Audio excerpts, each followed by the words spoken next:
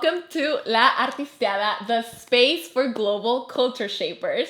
Today we are here with an incredible photographer from LA, Enkrypt, who has worked with incredible artists too, filming music videos for people like Gera MX, Las Cafeteras, Reverie, and also has worked with incredible brands like Google, Netflix, Footlocker, and a million others that maybe you can talk about more in the interview. And something that I genuinely love about the work that you continue to do is that you're super involved also with the community, working with nonprofits like Las Fotos Project. Welcome, Enkrypt. Yeah, I had a mad intro. I felt like I was about to go into a ring. I was like, that was fire. Thanks. I know, we're super excited. We were talking before about all of your career, and you just came back from touring with a singer, right? Ari Abdul. Ari Abdul. Yeah. Okay, how was that? Did you ever envision that you were gonna be doing things like that when you were growing up? Definitely not. I grew up knowing and believing that school was a route, you know? So people don't really know this about me, but it's really funny. I actually love school. And I did want to pursue higher education. I was heavily involved in school activities, and I was always the top of my class. I always had like really good grades. Since I was little, I even skipped a grade. I think skipped fifth grade or fourth grade. I skipped and I was always involved in leadership and like crazy, like anything to do with academia. Like I was part of it from like, I was in soccer, I was in basketball, I was in softball, I was in, leadership. I was in anything you could think of. I probably touched in school. I was in drama and like film. I just love creating. And plus like I had a really troubled, growing up, I was very troubled and home wasn't a safe space for me. So I heavily just devoted my life to like school. And, but in between there, it's funny, my ADHD wanted to be fueled. So I was constantly seeking for love and like gangs and with people that I shouldn't be hanging out with. I grew up very lonely.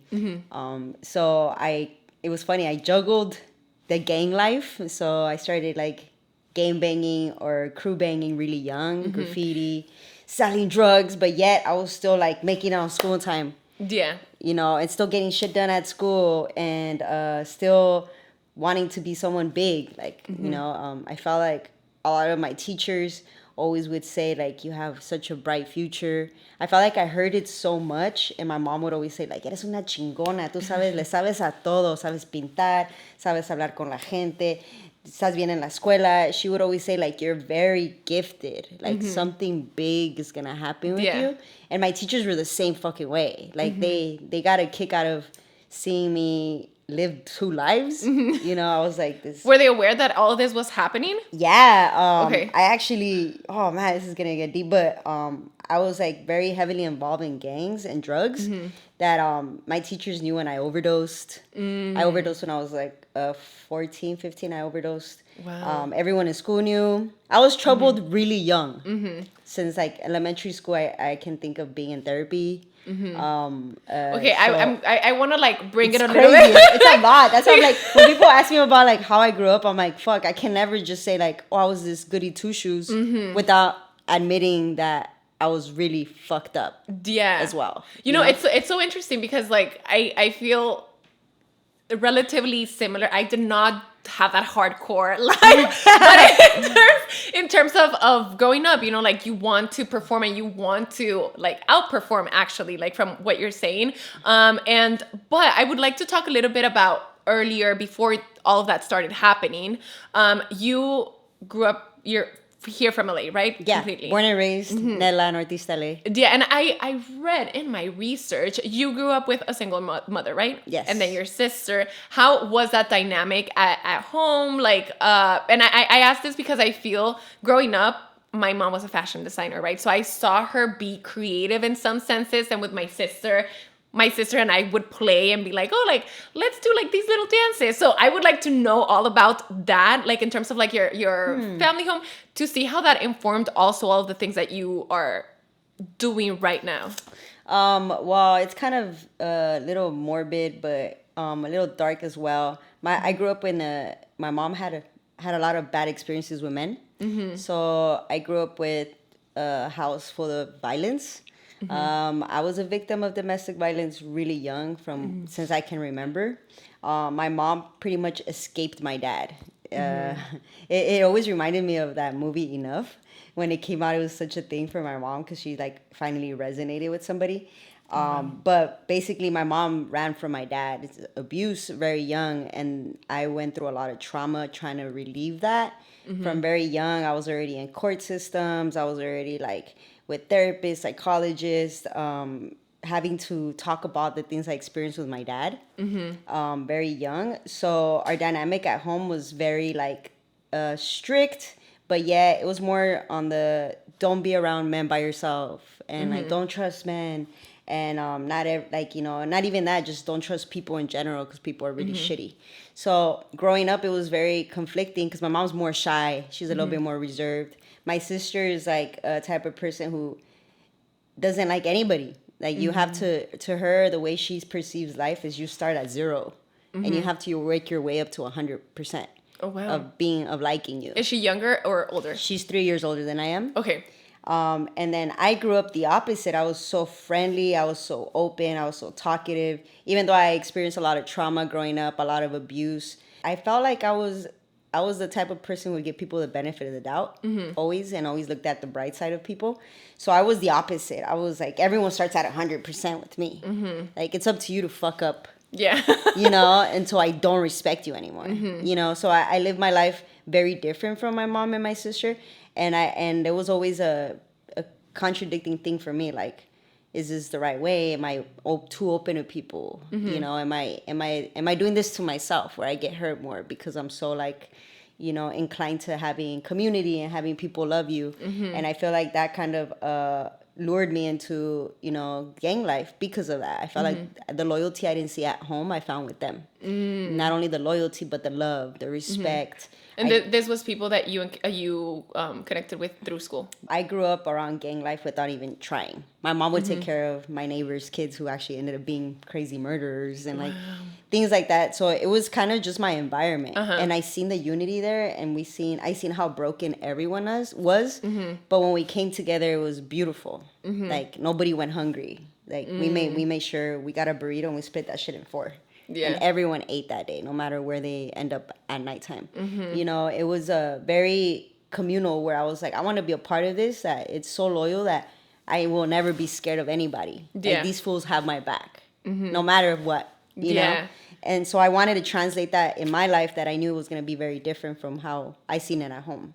My mom was always working 24/7. She had 2 fucking jobs. She's the typical, like, Chicana, like, story, first generation immigrant, just came from Mexico at age 16, didn't speak English either.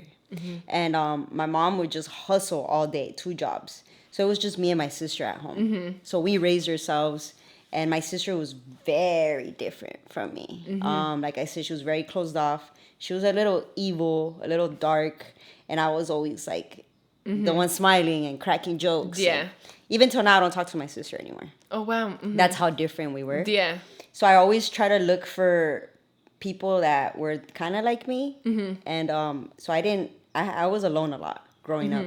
So, yeah. And I saw also, I'm I'm asking all these questions from like what's on the internet. Yeah, no, that's cool. No worries. But I do want to also pay...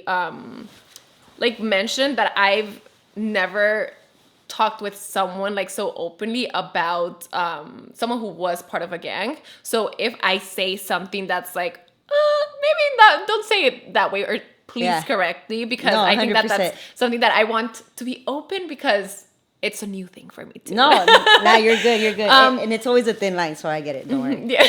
And okay, so I saw that you joined a tagging crew. Yeah. Could you explain what that was? And I am so interested about this because I once heard someone that I met who was also from LA that was also part of a tagging crew, that he was like, I spent also a lot of time alone, and to me the walls were like home. like a place where I could release my creativity, because I didn't have crayons or colors at home. So this was where I could be creative, be an artist. And so I'm wondering, was that similar to you? But first, explain what is a tagging crew. Okay, cool. So there's like different tiers of, like, a lot of people misinterpret. There's like tag banging crews, which is like the first initial step to becoming a gang member. So that's where you learn how to be a gang member, kind of, but you're not in a gang yet. So usually tag banging crews will become, they're called futures. So that means you're a future something. You're kind of like tied to that gang. So when you're in a tag banging crew, you learn how to hit up. You know how to be on your toes. You learn how to be aggressive, how to be more territorial, how to be loyal. You get all these things taught to you that you have to be an expert at once you become a gang member. Learning how to take pain, learning not to be a bitch, learning not to rat. Like, those are all like, it's like, you have to know these things in order to be a gang member. Else you're not going to make it in the gang world. You're going to die. Or you're going to freeze when a bullet gets thrown at you. You're not gonna learn how to react in really stressful situations. And I feel like my crew started off as a stoner crew. That's what they call it. Like, we just hang out and smoke weed. But a lot of my members started like really getting an interest to tagging, to hitting up, catching spots. They love graffiti. So then we kind of slowly all started getting into it. Just like when you grow up with a bunch of kids and everybody starts skateboarding, and then now you're like, fuck, now I'm on a skateboard. Yeah. Like, that was exactly what happened to me. I was like, oh shit, I guess I got a spray can now. I'm gonna hit up the fucking walls. And I did. And I fucking loved I think what I loved about it was the thrill of not getting caught. The thrill of running from cops. It was so fucking fulfilling to get away. It was cool to feel, I'm small as hell. I've been this height and this weight since I was like 16. So it made me feel seen and important, seeing my name up. You would drive by to the market and I'll see my name up, and my mom would be like, I think I've seen that in the house somewhere, and I'll just be like, yo, I don't want my mom. And my mom started realizing, she's like, isn't that what they call you? And I'm like, she's like, is that you, Rocio? And I'm like, no. But I was tagging up everything and everywhere. I was only like 13, 14. I had this addiction to the spray can of having people find me in real life. And there was no social media back then. So people would come up to you in school and be like, I see you up everywhere. You're fucking sick.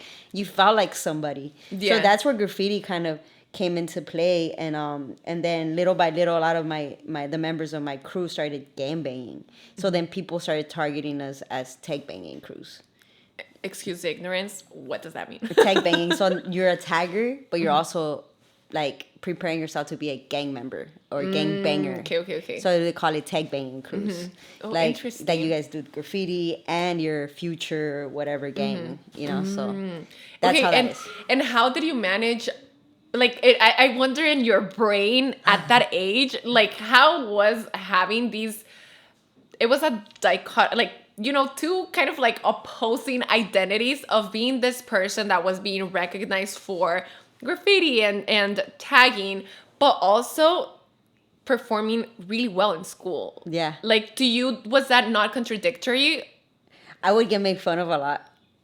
All the homies would clown all the time. Be like, oh, I'm so sorry, I have to go practice for my play, and that was me. Or like, oh, I'm sorry, I have a game today. And like, and they would clown me all the time. And some of them were super supportive. Like, a lot of my homies now, they're like, I'll never forget when you invited us to your musical. And they sat there and fucking dug that ass fools, bald, blasted, just watching a musical, Philadelphia, and I'm in it. Like it's like fucking twisted, but I feel like I opened a lot of doors for them to see life differently, and I wasn't embarrassed, and I showed them like, I don't give a fuck what any of you fools think.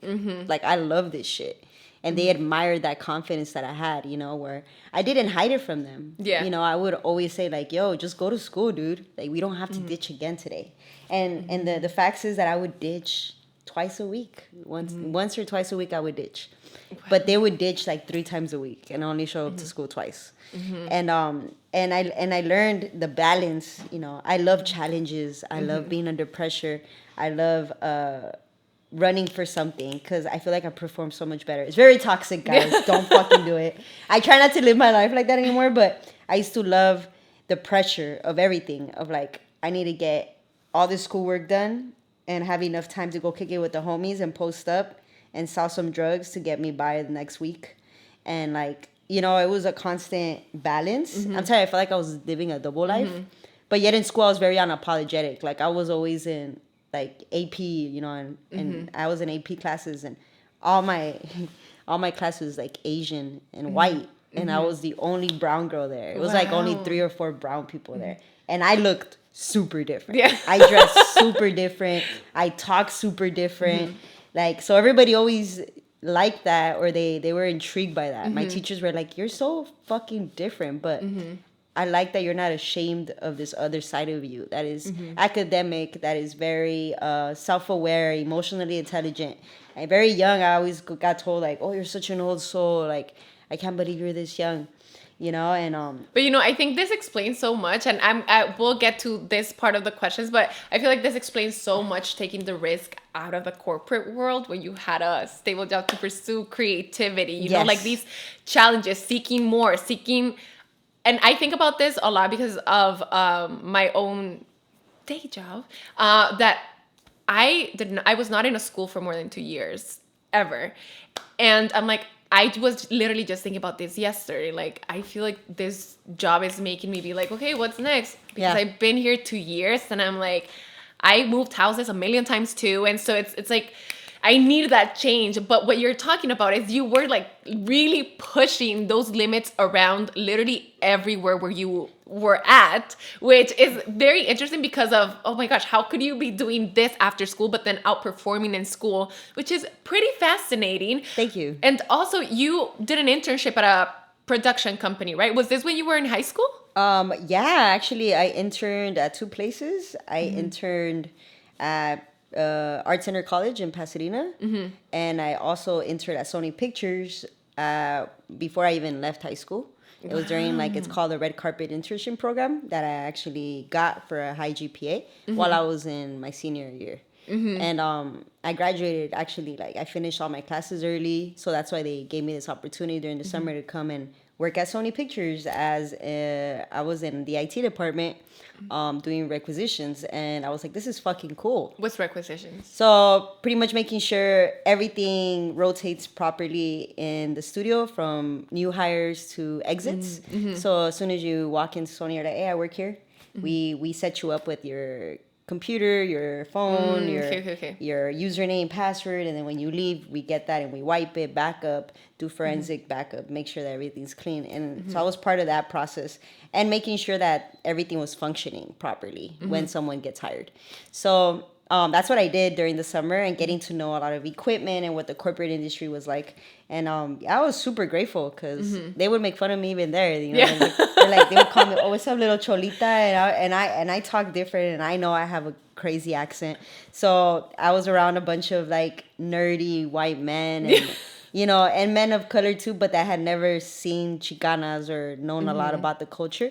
So it was a constant like having to educate them about why I am who I am, and how it's like, okay, like, you know, I just grew up a little different, you know, but it was cool. I'm super fucking grateful for having the opportunity. And okay, so eventually you came back. Did you go to college? Did you not go to college? Yeah, so after high school, I went to Pasadena City College. I went to PCC for I think like a year and a half, and then I transferred to Cal State LA. And then during my stay at Cal State LA, my mom got really sick, and she lived in Vegas. My mom left when I was 16, and I stayed by myself like a crazy ass. We're going to take a second, and then we'll be back to the rest of your story. This is a commercial break. If you're a business owner and would like to promote your brand with our community, hit us up on our email at laartisteadapodcast@gmail.com. And thank you all for listening. Make sure to subscribe and connect with us on social media. We would always love to hear from you. Now, back to the chit chat. We are back now. Okay, you gave us the ground levels from where your career skyrocketed from. Correct. Okay, and you mentioned a little bit, you went back to work, so where you interned. Yes. Actually, I ended up working at Sony Pictures. But prior to that, I ended up working at the same middle school I went to. Oh, wow. I went to Nightingale Middle School, and I ended up really liking teaching. So I became a certified teacher's assistant for my science teacher from middle school, Mr. Dam. Yeah. Oh, wow. Okay, that was not on my research. Yeah. Yeah. That part was not on my research. Yeah. So then this was before you went back to Sony. Yeah. Oh, okay. And how was the transition? And did you work in the same department? At Sony Pictures, I worked in the same department. Yeah, I did. Okay. I first started off as a fill-in, so I was only supposed to be working there very shortly. But I had to move from Vegas to LA. Okay. So I left to Vegas after a little later in my life. And then I was living in Vegas, and then they hit me. I started applying again for jobs over here in LA because I felt like my time in Vegas was done. Yeah. You know, I didn't want to live there anymore. I worked in real estate over there. I was doing a lot of BPO stuff, administrative work for, and I even went and got my license too, my real estate license. Oh, wow. Yeah. Yeah. I'm telling you, girl, I'm a fucking piece of work. But it's just so interesting that you have like all of these experiences, but I just feel like, again, it goes back to showing that you're constantly like looking for different activities, which I feel like in the creative and artist life, you need to know how to be resourceful with your talents, with your skills. And evolve. So this is super interesting. Okay, so then you got back to Sony Pictures. Yeah. And were you a photographer before, or was this the very first time? No, so I worked at Sony Pictures. I was a big nerd, and all I did was fix computers all day. Okay. Literally all day. And while I was at work, there was this camera that would just lay around that I would use to shoot photos of broken equipment. And those photos are what we sent to our warranty department. And then that's how they send us out parts to replace these systems. And then we put them back in rotation. So this camera would always just be laying around. And at the moment, I was, Reverie was starting to blow up. We were really young. She's been rapping since we were like 15 or 16. And she was already like 20 something, and it was really kicking off for her. And I remember being in Vegas admiring from afar and being like, damn, my homegirl's killing it. And how did you meet her? I met her at Franklin at school. Oh, okay. The story how I met her is wild. I'll let her tell it one day, but basically we met through the gang world situation. I got jumped, and she helped us when I got jumped. But anyways, fast forward to that. She was doing her thing, killing it. And I remember offering like, oh, there's this camera at work that I can just take with me. I don't think they'll trip. So then I started just taking it with me, and I knew she needed photos because she's a star. And I would I'm a nerd. So I was like, what do artists need in order to blow up? And I remember I used to be in at work trying to figure out how to help her. That's my homie. And then I was like, maybe I'll take photos of her. And I would look up the camera. I remember when I fucking looked up the camera at the first time, and I was like, wow, you can do these kind of images with this. And then when I would take them, they wouldn't look like that. So I was like, what's happening? Yeah, what is I don't understand why my shit doesn't look like that. And I remember being obsessed with trying to figure out, how do I get the most out of this camera? And that's where my technical side started, like dinging. It was like learning software. And I used to love learning software. And I used to love just learning equipment. So I was like, I'm going to figure it out. And I was already artistic because I used to tag, I used to tattoo, I used to draw, I used to paint. I was at Art Center College. I won actually a little scholarship internship there because of my art. Oh, wow. So I was like, I know I fucking have it. And I have this really strong technical side as well that I could figure it out. So then I started taking the camera out very often. And Wait, how old were you? I was 23. Okay. 24. And I remember my boss saying at the time, Bruno, I know I always bring you up, I love you. He's like, hey, yo, you should just buy your own fucking camera. You get paid pretty good. And I remember being like, dang, so I can't take, he's like, you can take it, but girl, you should buy your own camera. That's corporate camera. Like, buy your own camera if you really like it. And he's the first person that ever kind of said it in my face, like, start investing in yourself. You don't need to keep grabbing this stuff. If you really like it, go buy a fucking camera. Yeah. So I remember being like, do we get discounts? like, what's up? I work at Sony. Do I get a discount? He's like, yeah, you actually do. And I remember like logging in. He gave me my login for the discount employee program. And then I was like, oh shit, I can get this camera for like $400 cheaper. And it's so sick. And I said, fuck it, I'm going to buy it. And I bought it. And then that's where pretty much my life changed. I felt like I invested so much money into this piece of equipment that I was like, I need to get the best out of it. And I have a subject to play with, you know, Reverie. I'm like, motherfucking Reverie. I'm like, this is perfect. Like, why not? But that's so interesting. The concept of investing in yourself. This literally just reminded me of when I bought that camera. Yeah. You have to. I was literally like, was it 2 years ago? I was like, you know what? I need to start doing in-person interviews. And I just had one that was coming up. And I was like, well, I guess I'm just going to have to buy a camera for this one interview. And I think the concept of money, like I don't buy myself things that are very expensive generally. For me, like anything above $100, expensive immediately. Like I don't need to think about it. I'm like, oh my gosh, that's expensive. Like I don't know if I want to buy that. And then thinking about this camera, I was like, oh my gosh, it's expensive. I do have savings and I do have the money. But it's not something you would typically do. Yeah. And because it's like because it's a risk, you know? Yeah. This camera could have been thrown because after that one interview, but it's that investing in yourself and knowing like, you know what, like let's take the risk and see where this takes us. And it's useful now. Yeah, I'm in it. Continue. So Reverie, she was your subject. Yeah, she was my subject. And I'm like, this is cool. I'll see where this takes me. And then I got so heavily like involved in, that's when Instagram first started around that time. Not first started, but it was starting to pop off. And it was back in the day where you would only post photos on Instagram. It was a photographer application. It wasn't a social media like it is now. So back in the day, photographers would get hundreds of thousands of likes in this. There wasn't the social media aspect. There was no reels. There's no stories. It was just photography, you know, and comments.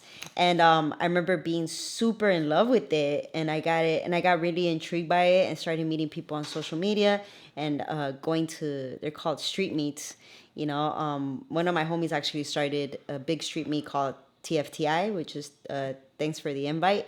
And he started it because we would all be on group chats and we'll see somebody go shoot, you know, and we'll be like, TFTI, you didn't hit me up. It got so big that we would go in like groups of 15 of us. And I was pretty young in that whole world of how what would people do? They would go together, mob up. Everybody have full-time jobs. And some of them still do, you know. And we would all go out to the streets of LA and just shoot whatever the fuck we can find. Like, fun. Anything from, you know, long exposures, shooting the stars, shooting cars. Sometimes we would invite models to come and hang out with us and we'll shoot them and we'll just have this crazy light. And that's all we depended on was this freaking crazy light. And then just shoot each other. You know, we shoot each other shooting. It was very beautiful. And that's where I learned a lot from a lot of photographers. For example, Jika, I love you, Jika. I haven't seen you for years, dude, but you inspired me so much. Terry, Asterisk, that's a homie now. Like, he's a superstar. And I remember looking up to, you know, these photographers and being like, fuck, they're so sick. And I need to figure this out as well. And at the same time, I was shooting Reverie at her shows and going to work at the same time. So there you go again. I was like over flooded with creativity and still like wanting to perform at work really well. And I was moving up in the company pretty fast. Shout out to all the, you know, the homies there. Like, they believed in me. I had my own team. Like, it was fucking going great. I felt like my life was like, this is amazing. I have a hobby. I have someone to share the hobby with. I got my dream job. It was a very, like, I got my first car. I remember that was the moment where I realized, like, yo, I'm not poor anymore. I'm not living in trap houses. I'm not selling drugs anymore. I'm not sad about my homies getting killed. I'm not sad about, you know, I was finally starting to grow into who I wanted to be. So it was a very fucking pinnacle moment in my life where I was like, everything's starting to come together. And this is what I deserve. Because I started looking around and I realized that everyone was getting older. Nah, I love you guys. You're good. Yeah, people listening to this are like, huh? everybody was getting older, and I realized that the motto there was like, the longer you're there, the more you get paid. And the longer you're there, you get more raises, and the longer that you're there, you excel in your career path and your titles and whatnot. So I was like, oh shit, this is gonna be the rest of my life now. Like, I'm very young. I was the youngest one, and I'm used to just having the next thing, you know, and it scared the shit out of me. I'm not I think I'm going through that right now, and I have to talk about this because about the getting old part. And this is maybe the randomest comment I'll make today, but I have a wrinkle. I'm like, I see it expand, and I'm like, girl, I'm literally feeling like, oh my gosh, time is passing. Time is of the essence right now. Is this it? You know? And of course there's like opportunities for like upward mobility, but I'm like, is this my creative outlet? Is this what this corporate world means? And it literally is stressing me out because of the wrinkle growth. Yeah, that made you realize like, oh shit, like the wrinkles just gonna keep stretching. and then I'm still gonna be here. Looking on the same desk. I literally wrote a poem yesterday. I was like writing about a wrinkle. Wow. I was like, this computer. You need to recite it right now. Well, I did not memorize it yet, but the concept was this computer, this screen is watching my wrinkle grow. Oh, that's awesome. And it's not. Maybe the poem is, but the experience, the concept of that, I'm like that's a cool visual in my head. I just saw it. Like, it's a cool visual.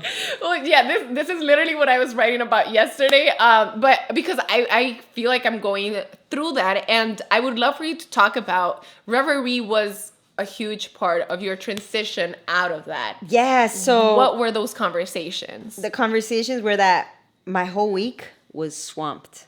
I started realizing I was working at least 50 hours a week, not 40. I was coming in on Saturdays and doing more warehouse stuff in the back room. And then I would never see my mom. My mom lived in Vegas still. Never see my mom. I would never see my friends.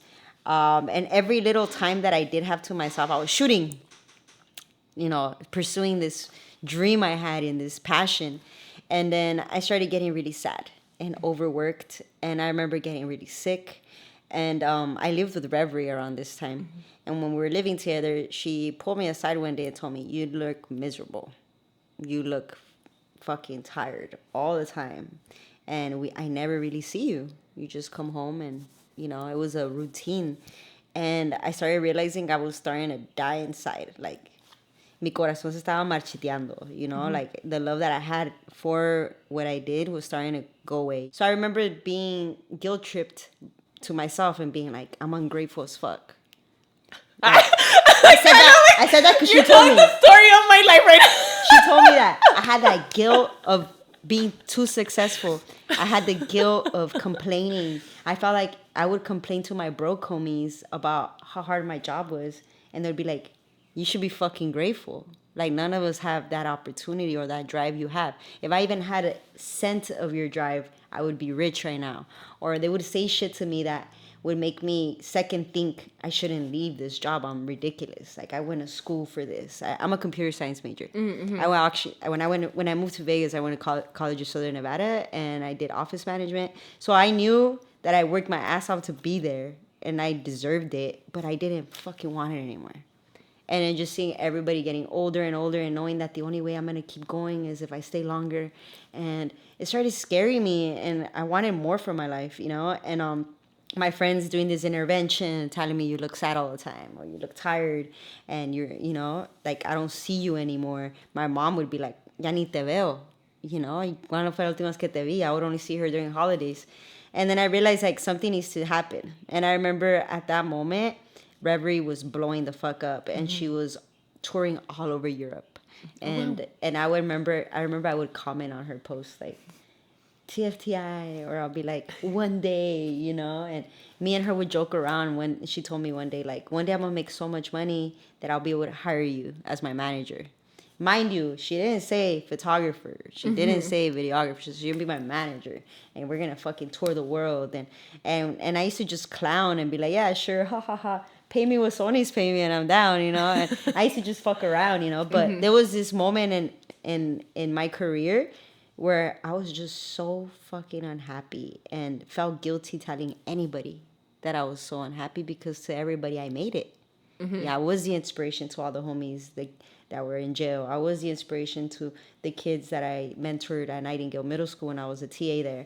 I was what people looked up to. Fast forward, Rev got this crazy good opportunity where, you know, sponsors and promoters were paying for a team to come with her to Europe. Wow. And then she's like, it might not be me all the way, but I'm putting out of my pocket to have you here. She would pay for all the flights, and they would pay for my per diem, or maybe I'm saying all this money shit wrong, but she fucking believed in me and was like, this is it, and I need someone to represent me. Okay, so she did hire you as a manager. Yeah, tour manager.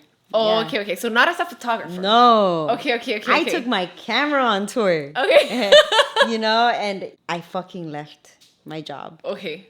Hardest thing ever, especially because I told them I had this dream, and they all looked at me like, what? The camera? Are you kidding me right now? And I used to sit down in my computer and watch music videos all the time and be like, one day I'm going to be a director. One day I'm going to be, you know, directing these music videos. And I gave myself a year-ish to figure it out. And if I didn't figure it out, I was going to go back to work and just go back to what I know best. And I had job offers like crazy back in the day. So I'm like, I could just, if I don't go back to Sony, it's cool. I had a job offer with Cheesecake Factory and their corporate department. I had Nissan. I had like 4 other big companies who were already like, yo, we want you to be part of either data analyst or technician or whatever. I was like, I already got it. Like, I know my backbone is there. No one could take that shit from me. My resume was fucking beautiful. So I said, let's see what happens in a year. A year passed, and now I'm here. Yeah. I never went back. So you started taking pictures of the tour. Yeah, so I was her tour manager. She's had a few interviews where she talks about some of the situations we had encountered, but I've always been a hard ass. And I've always, like, I mean business. I don't sugarcoat. I'm really good with money. That was thanks to selling drugs. I feel like all the things that I learned how to do on the streets and my academic background really helped me be a good tour manager, because I didn't let no one punk me. Nobody's gonna punk me. We're gonna get paid today, you know. I was very savvy with, you know, communication. I was very savvy with psychology, learning the psychology behind paying people and the audience and stage. And then Reverie was teaching me sound and how to hear when sound's not good. So I learned so much on tour that I started juggling. Like, I was her tour manager, her and Gavlin's. And we did that for like 2-3 years. I was tour managing for her, and I started getting really good with photos. And then one day Reverie was like, that camera just doesn't take photos, right? It records. It's a record, but there's a button right there. And I remember like, dude, I don't know how to fucking do videos. Like, she's like, no, hit the record button. I'm sure it records video, and I need a video today. And that's scheming. I started doing Reverie's music videos on the road. I started getting better and better. And then I started taking her photos, and her photos started kind of rotating around the internet. Then I started getting hired by a lot of rappers, a lot of musicians, and that's how I started shooting. Like, I remember the first person who gave me a big opportunity was E-Dub from Pocos Pero Locos. Shout out to E-Dub. I just seen him recently, and we had an emotional moment. He believed in me so much, and he wanted to believe in me so much that he's like, you're gonna shoot Baby Bash. And I remember not being that good. Like I love Baby Bash. I love you, dude. We still need to link again. And he told me, basically, he's like, let's go chill. I hate photos. I'm not really photogenic like that. But let's chill. I want to get to know you. E-Dub says you're a really cool girl. And I feel like a lot of my jobs I've gotten off our energy and because they fuck with me as a person. So a lot of these opportunities I got from backstage talking to them or smoking a joint or, oh, you have a camera? Shoot me. You're so cool, you know? And I remember E-Dub telling Baby Bash, like, she's cool. I see something in her. Like, she has something. And Baby Bash was so, like, intrigued by my story and where I was from. And he's like, let's go shoot. And I remember we were shooting. He's like, oh, I don't want to shoot anymore. Let's go eat. And I was like, oh, okay. Like, I guess. And I had brought my assistant at the time, Cavi. I love that fool. And he was there from the beginning helping me with everything. And he came with me, and we're little fucking kids from the hood, you know, homies from Bow Heights. I'm from Nella. We both grew up poor as fuck. We're not needy people. We don't ask. We're not, you know. So I remember we were at the Rainbow next to what is that in Hollywood? What is that fucking venue? The Roxy. So at the Rainbow, you can smoke weed and eat, you know. And he's like, "You're gonna love this." Homie pops out with a tray and starts rolling up.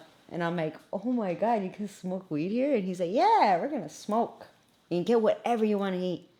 And I remember being with my homie, and he's like, "Let's just share something.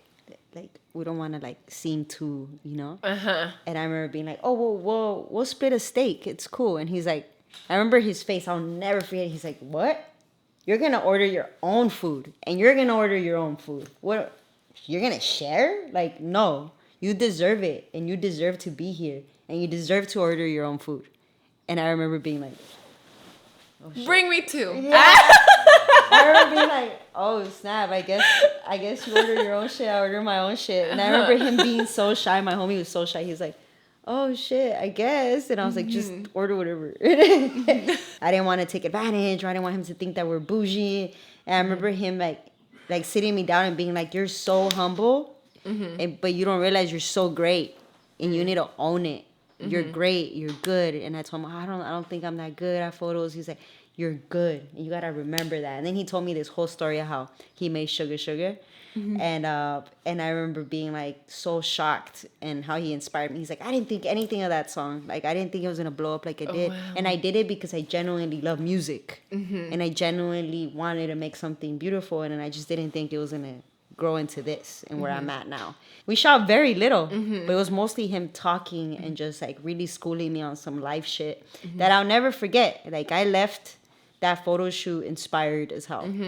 And when you started, because okay, you're talking about all these opportunities working with incredible artists. Yeah. When you started doing more commercial work, I find that fascinating, because I literally had a question about negotiating. Like, it was like, the question was, did you know how to negotiate? But now that you mentioned also like your experience selling drugs, like how you applied some of those conversations, how was that when you started getting these opportunities with these corporations? When I first started, I didn't feel like I had the credibility or the expertise to negotiate higher rates, you know? And I would lowball myself. I would lowball myself so bad just because I wanted the opportunity. And it's so interesting because at this one job that I had, I worked for lawyers, and I remember that they bought IP, like stories that they found on Reddit.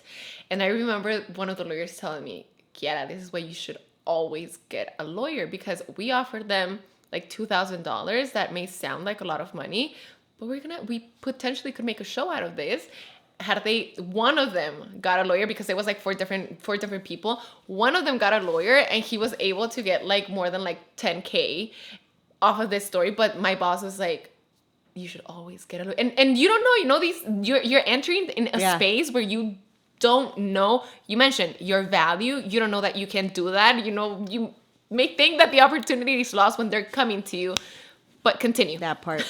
and that's a huge lesson that I learned, because I knew hustling. I knew selling drugs. I knew that the product I had was going to make me money. But I didn't see myself as a product worthy at the moment. So to me, I was just trying to grab and grasp anything I could to try to get me to the next level, which literally bit me in the ass later on. Because what happens when you start doing that or lowballing yourself, you start messing with the economics of how, this whole industry's ran. You start devaluing yourself. That means you devalue all the others. Especially if it's the same, if you're people of color, if you lowball yourself at 500, for example, now they're going to think everyone is going to get paid $500 and no one's going to want to pay that much. But once someone that not of color is offered those gigs, they're getting paid like 3 times more.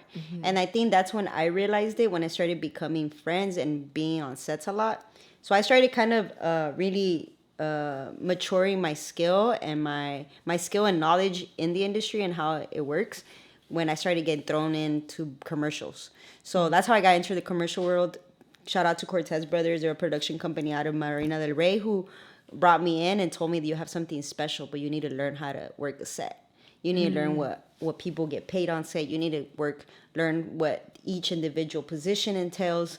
So we're going to throw you doing BTS jobs. I did commercial BTS for like 3 years with Cortez Brothers.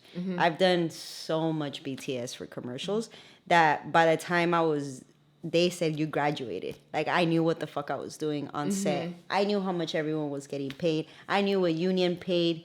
I knew everything so well that they're like, oh, you're ready. You're ready for your first big commercial. And oh my God, they gave me like a crazy big commercial as my first commercial ever. It was for Estrella Jalisco.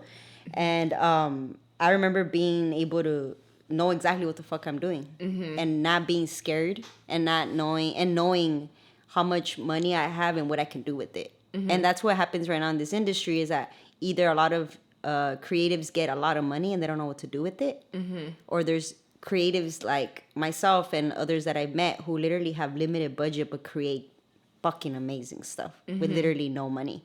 I started asking people on set, like, hey, how much you get paid? How much you getting paid per day? And they would say, and my heart would grow. It would break. But that's so bold of you. Well, you know, I feel like throughout your life story, we can see that you are very bold. I am bold. But that is also very bold to do, because I feel like in the industry even more, people are a little bit cagey with that type of information. Yes. Because of maybe this is exact situation. Because of this. Everybody's trying to gatekeep their money. They're trying to gatekeep how much they get paid. And I started asking, but don't get me wrong, I'm not like the type of person who walk up to you and be like, hey, what's up? How much you get paid? Yeah. Like, I'm not like that. I would establish relationships. It'll be like 3 days on set. And then they'll be like, I could see who were the people in there who were mad. And those were the people who were getting paid less. And then I started realizing, because they'll say stupid shit like, I ain't getting paid enough for this shit. Or they'll say things like that. And I'm like, why are they so angry? You know, I don't care how much I get paid. I'm just happy to be there. You know, and I would see like why they were so upset, because they would lowball themselves and then wouldn't own up to the fact that they did that to themselves. So they would just walk around mad as fuck. And the people who were the happiest on set were the people who negotiated, who got the highest rate they could. So they're just happy to be there. You know, and I could see the dynamic on set, which I feel like is very important. And I try to emphasize that when I hire my own crews to make sure everyone's happy with their rate. Or I'm very transparent with money all the time. I always, like, literally the second sentence is me telling you what money is. You know, I hate people who are like, hey, let's collab. Silence. Hey, I love your work. We should get on a phone call. Like, what?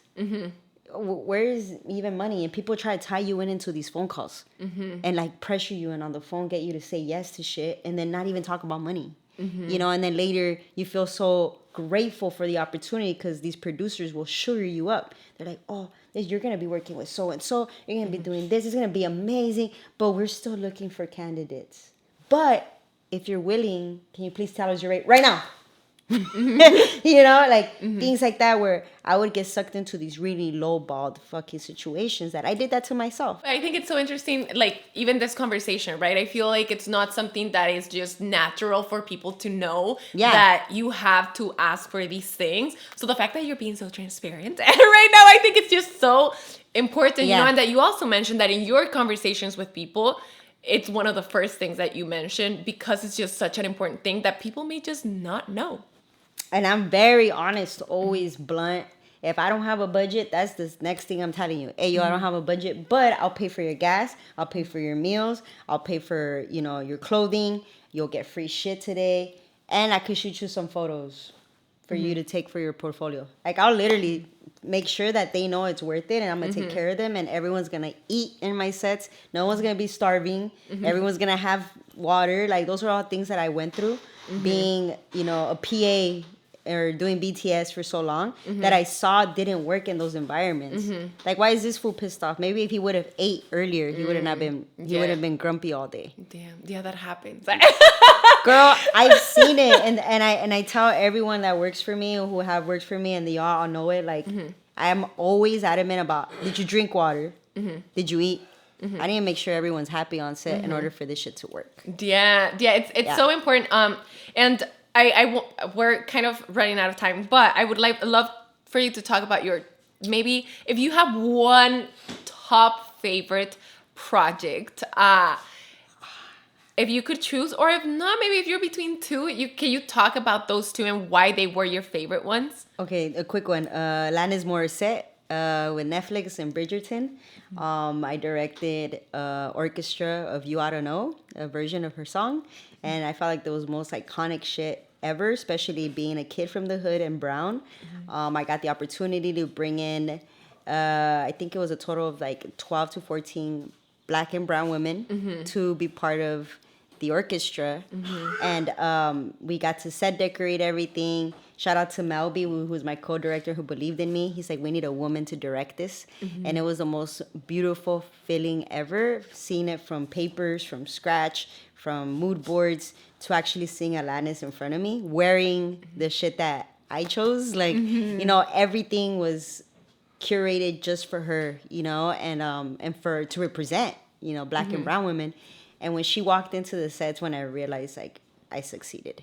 She walked in and she was like, so in love with everything, and went and extended her arms and gave me a huge hug, and she's like, this is so beautiful. And when we filmed it, I remember her singing it, and just like tears were coming down my cheeks, because I was like, what the fuck, she's an icon. Like, this woman is like an icon, period. And me, a brown kid from the hood, homeless, went through crazy shit. I would have never in my life expected Netflix to trust me with this, you know? And I remember Melby looking at me and being like, hey, yo, snap out of it. You're here. Like, hello, you're here. You need to stay focused. And I remember being like, I'm so sorry, dude. Yeah, you're right. And that was probably the biggest moment in my career where I felt like people believed in me. And they continue to believe in me. I've done, you know, a documentary with Fluffy. Stadium Fluffy, for his big show with 50,000 people. The feature, it's up on YouTube and it's on Netflix as well. I've worked with Cobra Kai because of them.